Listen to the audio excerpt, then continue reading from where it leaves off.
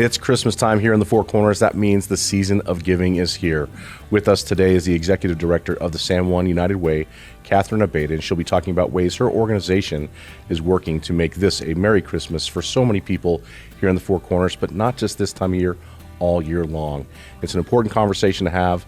As a servant's heart, we need to make sure we're taking care of those who are in need here in our community. Stay tuned.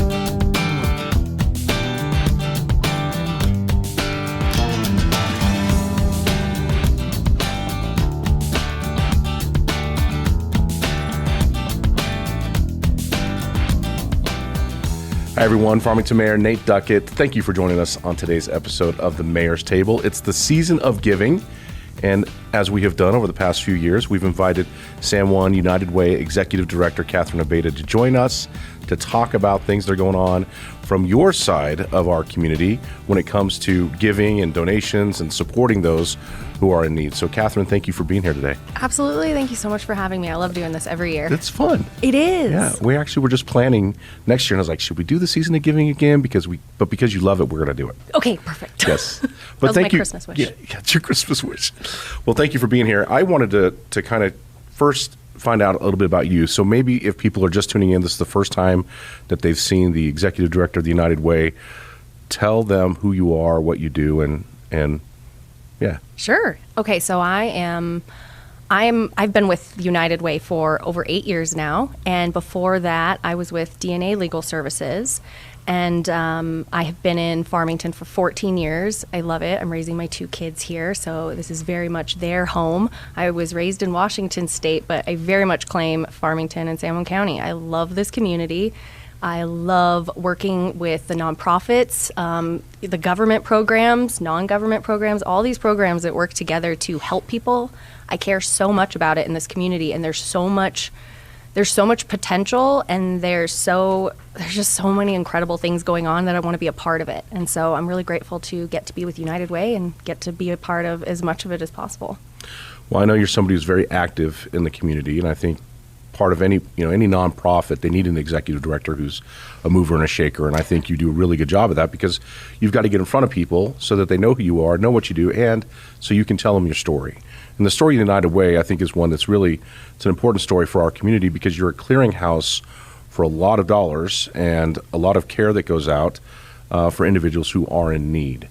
And I know we do a campaign every year. The city of Farmington has every paycheck you can give $1 or whatever you want to give, and that money stays here locally. Yep. And that's something I don't think people realize, and I know we talk about this every time you're on the show, but I think it's important for folks just to remember that. Money that goes to United Way goes to the local charities of your choice, or it goes into your fund where it's distributed based upon whatever formulas you're using. Greatest needs, what's going on at the time. And really, I don't think we could ever say or stress it enough how important it is that people know how local your dollar is. I say it in every chance I get, and I think there's a lot of rumors or misconceptions around, especially around this time of year, about charities that have like a big flashy logo and that they're maybe not local, or that your money's not going towards what you want in your community, maybe a national effort. But I'm just so proud to get to work for this organization, because I get to know firsthand how local it is. We are governed by a local board of directors.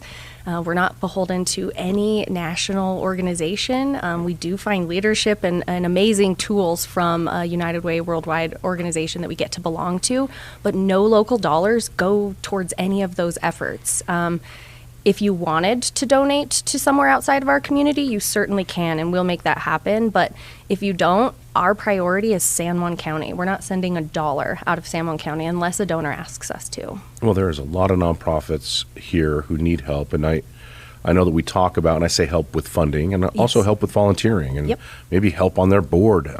There's a lot of places that people can serve that will help serve organizations who are serving others. Yes. But that need, and this is interesting, that came through 2020 and 2021. There was the hotline of if you needed help or if you wanted to or if you wanted to help.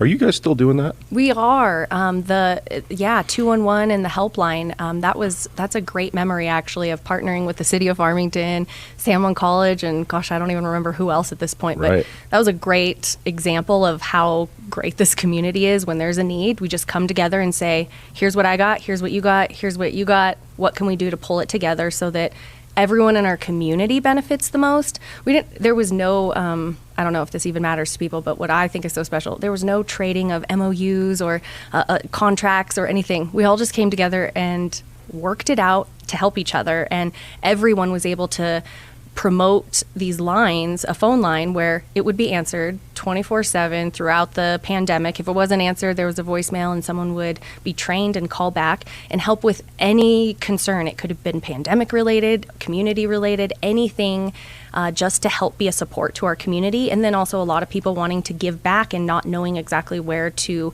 go, where to reach out to. And so having that backbone during a very stressful time in our country, but then, in our community as well, was something that we wanted to keep going, and we wanted this to stay just as strong as it was in the pandemic, because people still need help. They need to know where the best places in the community would be for their service. Sometimes people will call and they need help with making rent, and we can ask them a few questions and find that someone in their home just lost their job. So in addition to helping them find rental assistance, we can help them find job support, job training, or refer them to other programs that help connect you to employment. From those conversations, we could find out if they had 3 school-age children and then make sure they're connected with the local Boys and Girls Clubs or the after-school programs.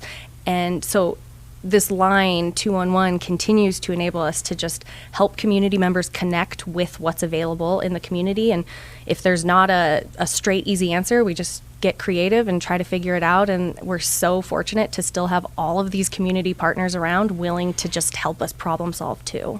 Yeah, I would say, and I'm glad you went into the kind of calls that you're getting. I mean, that's something I'm always interested in. Yeah. Is there an uptick in a certain kind of call that you're receiving? And I think we were talking offline earlier. You mentioned the need for affordable housing, and that's something that seems to be repeating itself. People calling the need for rent, or what other kind of rent, utilities, other things that do speak to the need for more affordable housing. That really does inform us, not just as United Way, but then we're able to take that information to the community, to other nonprofits, especially that work in that area, and learn that affordable housing is actually a nationwide crisis right now. Yeah, so absolutely. It's not something that we're only plagued by, but we see the need on the other side when we don't have that. But another thing that people call a lot for, they need access to mental health services. That's something we're so proud that in our community, I think a lot of the work around destigmatizing, accessing help, just asking for help has really been working. And so people will call, people will ask where are treatment programs, where can they go to get help with substance abuse, where can they go to get counseling, where can they get their kids or their family in counseling. There's a lot of proactive steps being taken by individuals who just want to get connected to care. So those calls are definitely going up, and I know that the need has always been there, but I think one of the issues before has really been people feeling comfortable to reach out for that help. And our community has so many supportive services in that area that I hope that people are starting to feel more comfortable now. Well, I think that one thing I know that came out of the last 4 years has been an increased awareness of those services that are available, and it's because we're talking about it. Yes. That's the thing, is it's a constant communicating component, whether it's you're hearing it on the radio, whether you're hearing it on podcasts, whether you're hearing it at the coffee shop. I mean, you're hearing it talked about enough to where you're like, okay, well, look, if I'm ever in that situation, I know that there is a community that cares. Yep. And I can find that assistance. So, yep. And I think what I've also found interesting, and this is a component I want to get into too, when we talk about the level of funding that you're seeing now versus before. Yeah. Because we've had some changes in those big companies who were big corporate donors. Yeah. They're no longer here. Obviously, other companies are having to pick up the slack, whether or not they're able to do so. But I think I've seen, in my mind, is it an uptick in the number of providers who are actually out there providing these kind of services? It seems like there are. not a bunch per se, but it seems like there's more and more people that I'm talking to who, hey, I've got this group, this is what we do, we would like to come to your town, or hey, I'm in your town now, this is what we do, please send people our way if you know that they need help. And I find it very interesting. That's a good observation. I think you're on to something. There is an increase in services, and what came maybe from the last 4 years, and because we were talking about it not just locally but as a nation too, and going up in to the state level too, I think that there's more funding at a state or even federal level that's starting to finally back more of these issues.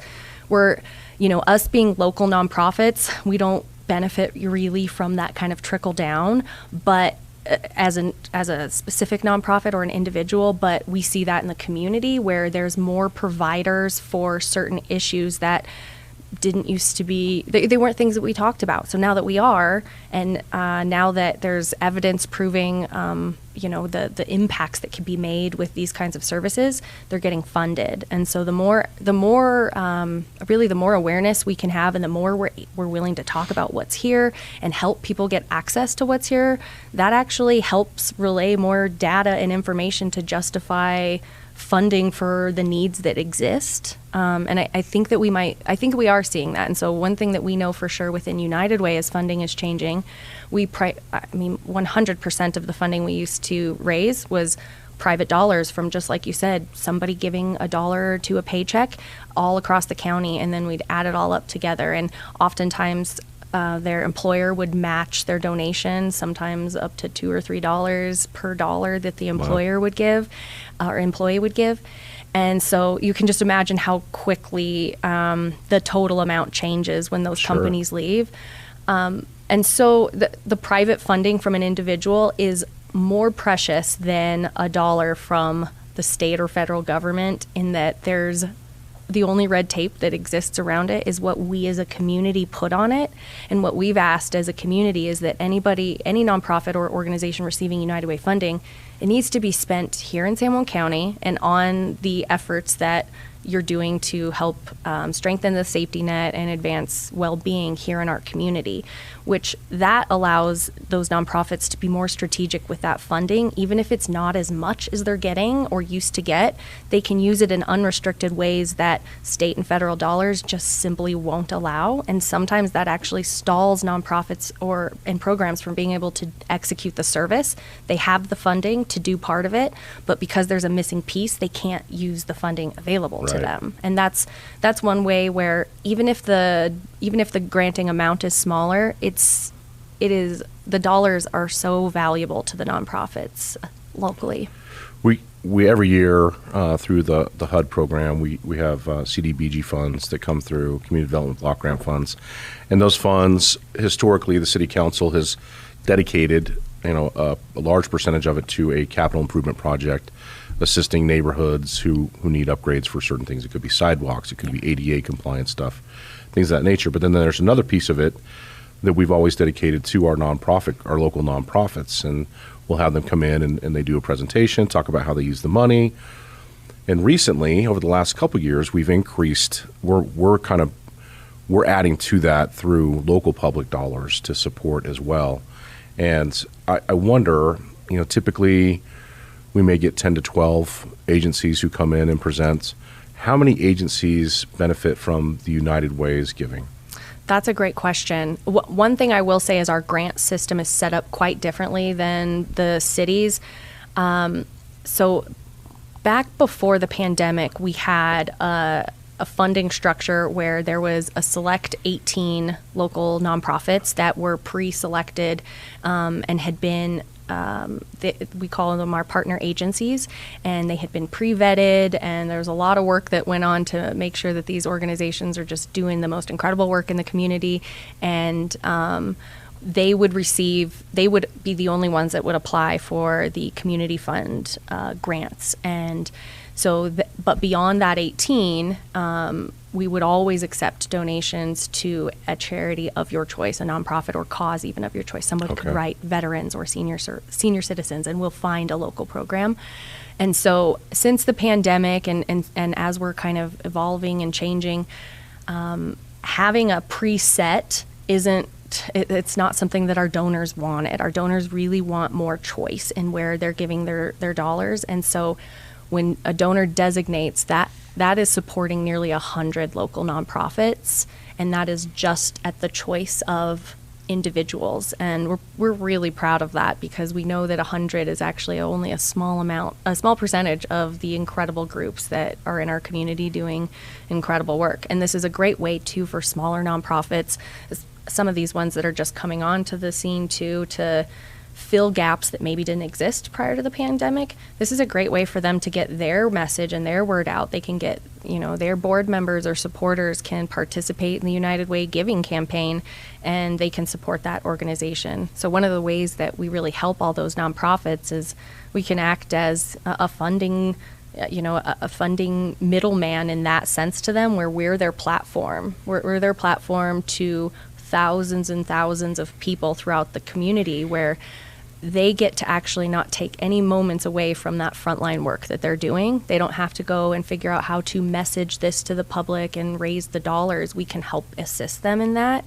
And then in addition to everything that individuals choose to give, that's what we're able to then grant out to the community. And so we have one actually coming up where we're going to open it up to the community and nonprofits that are serving in the capacity of strengthening our safety net services. That's our biggest need right now, especially as we're, going into the winter months, and as we're, it stays cold here for a while. And Sure. so we really wanted to focus, one of our new outlooks is really focusing year round on the funding. Our old model, we really used to do one big granting session per year, and we really want to include the community in the process of seeing their money at work all year round. And so we're doing a granting, really like a first out of maybe 4 for the year.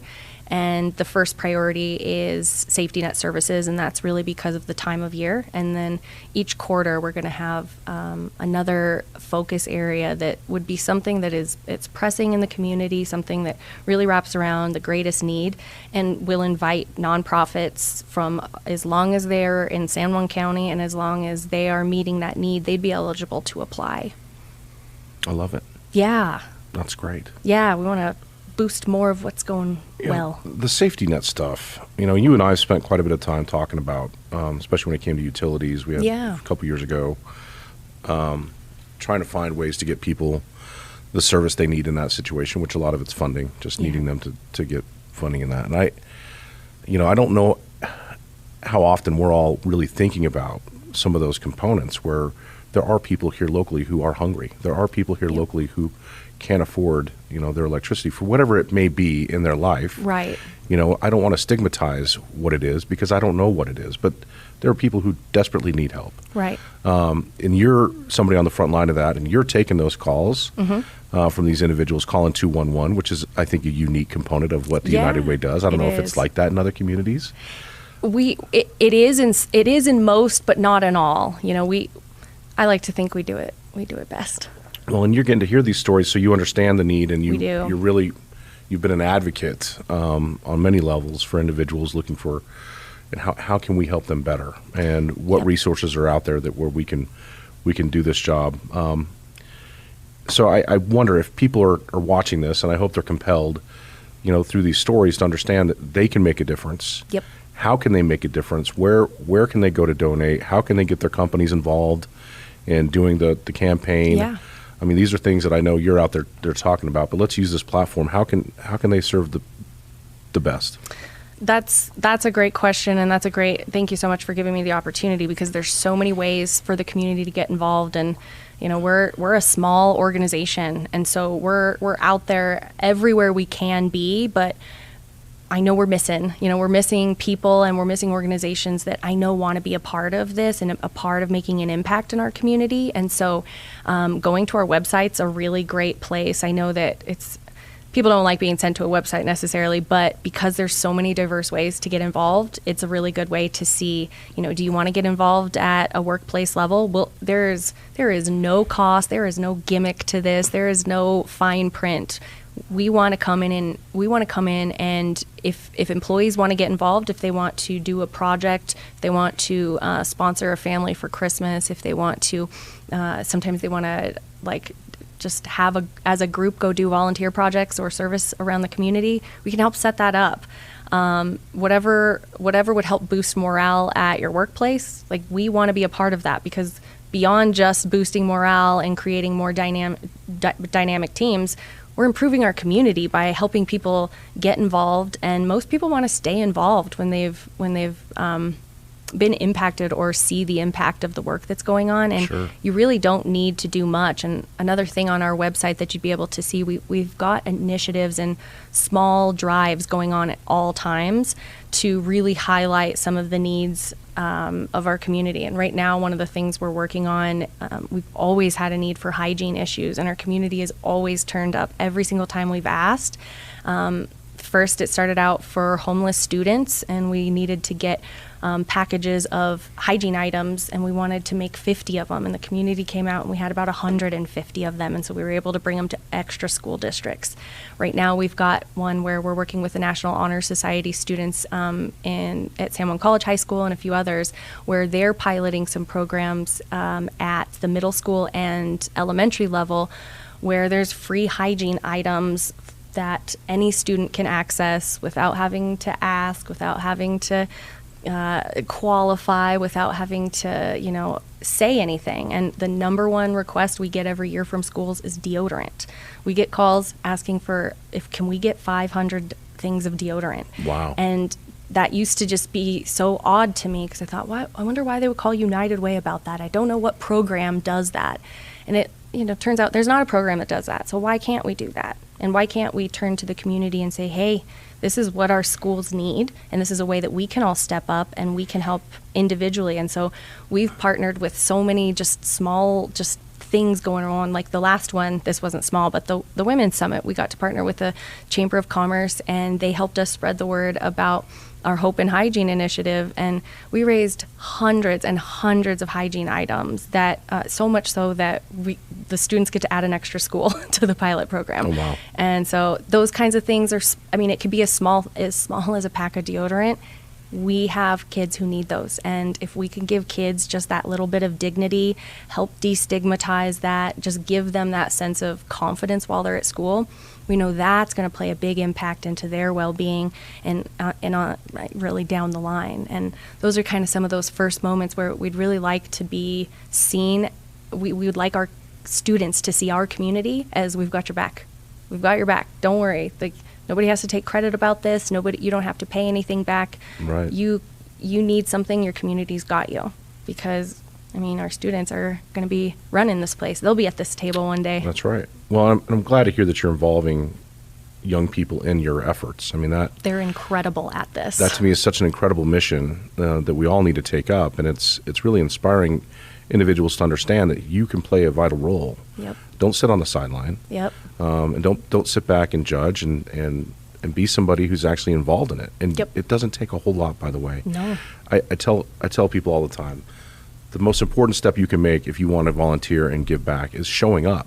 Yep. Because when you show up to something, they're going to put you to work, and all of a sudden you're going to develop relationships with individuals who are there, who are probably like-minded and care about their community, and next thing you know, you've got this whole network of people, Yep. and you're like, wow, we really can do this. Yeah. And that's what I've seen take shape here. One thing I've been very proud of, and this, is just how robust I believe our services are Yep. for individuals in need, and it could be victims of crime. We've got great services for that. Individuals who need housing assistance, we've got great services for that. The mental health component it's continuing to grow. Yes. Presbyterian Medical Services is adding some addition to that. San Juan County with their mental health resource center, the work we're trying to do on the crisis triage center. Yes. Another component of that, the alternative response unit that has been created to help with individuals who are down subjects. All these things are built components to try and really raise the tide. I really see this. And by the way, individuals who are receiving this help and the students who are receiving the deodorant, there is no cost to that now, but I would emphasize that we ask you to pass it on. Yeah. And when you're in a place where you can support somebody else, take that time to do it. It's worth it. I have a big servant's heart. I believe it's part of our mission as humans should be giving back to other people, because that's what makes us who we are. I agree. And the more people who pull that rope together, the easier the rope is to pull. So Absolutely. And you feel better about it, Oh, yeah. giving back and helping, because we all have something very unique to give, and we all are compelled for different reasons. And I have this belief too, that if everyone were to get involved in something they cared about, it doesn't have to be any of the things that United Way has funded or cared about, but if it's something you cared about and we all got involved in one thing, I really think that I might be put out of a job, which would be so fine. I'll go Right. find something else to do. Yeah. But that's, if we all pulled together and all did something, we'd have it all covered. And it's one of the most encouraging things about working with this community is this community pulls together so well, like none other. they sure do. Well, Cathryn, I think we've hit a lot of the big notes. Yeah. The season of giving is really all year long. It but, is. But right now, it's always more emphasized, obviously, for various reasons. But I appreciate the work that you all are doing at the United Way. And is there anything coming up here in the next year? Anything you want to share with individuals? I know that you said the website's the best way of getting a hold of you and getting information Yeah. for donations and company contributions and things like that. But anything coming up next year? We're continually working on partnering more and more with the community programs that are on the ground doing the work, and how can we be of a resource. So in the future, we're continuing to figure out how are we adapting and changing with the changes of everything else going around us or on around us, and how do we support the nonprofits in non-traditional ways? And so we've been experimenting a lot with that this year, and I think we're going to keep growing in that way. I think we're going to be finding more outside funding to bring in. It won't be as unrestricted as the private dollars that we Yeah. raise and that we love to raise, but there's a lot of opportunity for us to bring more resources into the community and to really help shine a light, I think, on all of the collaboration that goes on in this community, because it's quite spectacular. It's doing what it's supposed to be doing. And just like you said, where we have all of these resources together, something that makes our community so much more resilient is how interconnected we are as service providers. We overlap so much so that we make sure people are at the right place, and that if there's a nonprofit struggling, there's a support system for that nonprofit. We really network together, and not just at a surface level. We understand how interconnected all services are, and if we want that whole person to be served and their whole family, we know it's so critical that every piece of the puzzle is strong. So in the future, that's really what we're working towards, is how do we strengthen that network for the service providers even better than we have. Yeah. Well, I know you'll figure it out. Thanks. Yeah. I'm trying. Great group of individuals putting their brains together, and Yes. just appreciate their efforts and their willingness to go out and serve others. So, yeah. Thank So, you. Cathryn Abeyta, thank you for being here today. Thank you so much for inviting me and letting me talk about this. Absolutely. And Merry Christmas, Happy Holidays to you and your family. Yes, And Merry Christmas. to everybody out there, the same to you all as well. We are blessed in this community to have individuals like Cathryn, and we love to bring them on the show to talk about kind of what their mission is and why they do what they do. And it's a servant's heart. There's no doubt about it. We care about our people. We want to make sure that no one's left behind, so to speak. Yep. So if that's a mission that's important to you, I encourage you to reach out to United Way or to your favorite local nonprofit. Find a way that you can give. And if you give a little bit every month, it adds up at the end of the year. It makes a big difference to those in this community who are in need. So Merry Christmas, Happy Holidays. God bless you all out there, and we'll see you here next time on the Mayor's Table.